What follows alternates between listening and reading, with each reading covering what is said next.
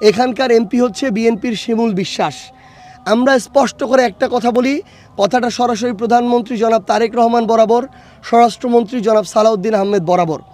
এই শিমুল বিশ্বাসের মতো যত শিমুল বিশ্বাসরা বাংলাদেশের 64 জেলায় শুধুমাত্র নির্বাচনের ভোট পাওয়ার জন্য, শুধুমাত্র তাদের ভোট ব্যাংকটা বাড়ানোর জন্য আওয়ামী লীগের খুনিদের আশ্রয় দিচ্ছে, তাদের অবস্থা আওয়ামী লীগের চেয়ে আরও খারাপ হবে।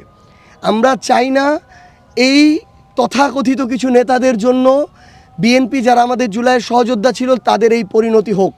আমরা প্রধানমন্ত্রীকে বলতে চাই, স্বরাষ্ট্রমন্ত্রীকে বলতে চাই, এই ধরনের খুনিদেরকে শিমুল বিশ্বাস যদি আশ্রয় দেয়, এই আবু সাইদ খানদের মতো খুনিদেরকে যারা আশ্রয় দিচ্ছে, শিমুল বিশ্বাস সহ আরও যারা আছে পুরো দেশে, তাদেরকে আপনারা সামলান, তাদেরকে নিয়ন্ত্রণ করেন।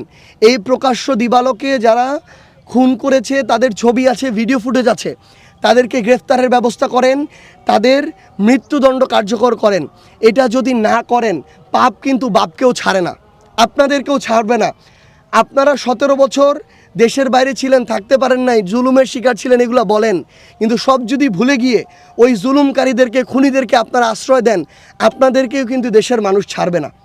আমরা প্রধানমন্ত্রী বরাবর একজন শহীদের বাবাকে এই গোরস্থানে, আমার শহীদ ভাই নিলয়ের কবরের পাশে দাঁড়িয়ে এটুকু বলছি যে পলিটিক্যালি এবং প্রশাসনিকভাবে একজন খুনিকে, প্রকাশ্য খুনি, ছবি আছে, ভিডিও আছে, তাকে আশ্রয় দেওয়া হচ্ছে, প্রশ্রয় দেওয়া হচ্ছে।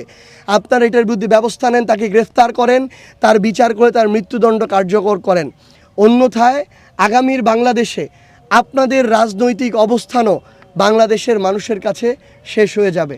আমরা পরিশেষে এটুকুই দাবি করছি যে পুরো দেশে যারা এই গণহত্যার সাথে জড়িত ছিল, আওয়ামী লীগ এবং তার বিভিন্ন অঙ্গ সংগঠনের, যাদের বিরুদ্ধে ওই এভিডেন্স আছে, ছবি, ভিডিও সব কিছু আছে, এই খুনিদের দ্রুত বিচারের আওতায় নিয়ে আসুন। না হলে আমাদের এই শহীদ পরিবারের আপনাদের প্রতি দিনে দিনে যে ঘৃণা জন্ম হচ্ছে, তাদের ভিতরে যে ক্ষোভ তৈরি হচ্ছে, তাদের যে অভিশাপ তৈরি হচ্ছে, এটা থেকে আপনারা কেউ বাঁচবেন না।